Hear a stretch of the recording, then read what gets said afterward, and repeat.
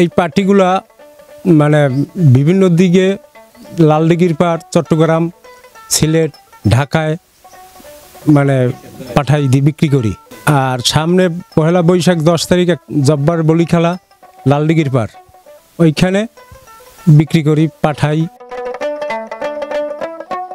Plastic বিভিন্ন item বাইরেইয়া আমাদের চাহিদা কমিয়ে গেছে। আমরা এই কাজ করিয়া কিন্তু শীতলপাটির কাজ করিয়া আমরা খাইয়ে থাকতে পারবো না। যদি সরকারি সহযোগিতা হয় তাহলে আমরা একটু আগাইতে পারব। আমরা এই 27 দিন বৈশাখটা শীতলপাটি বানাই।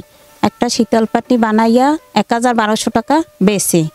আমাগোতে সংসার চলে না আর কি, পোষায় না। আমাকে যদি সরকার একটু সহযোগিতা করতে, আমরা এই 300 এই পাড়ার মধ্যে 300 লোক আছে, তাহলে আমরা একটু টিকে থাকতে পারতাম। আমাদের এই পাটিটা তৈরি করতে 5-6 দিন লাগে এবং এটা মাত্র 1000-1100 টাকা বিক্রি হয়। তবে এইটা আমাদের সরকারের অনুরোধ, এই মালটা যদি বিদেশে চালান করতে এবং সহযোগিতা করতে, তাহলে আমরা আরও আগাই যেতাম।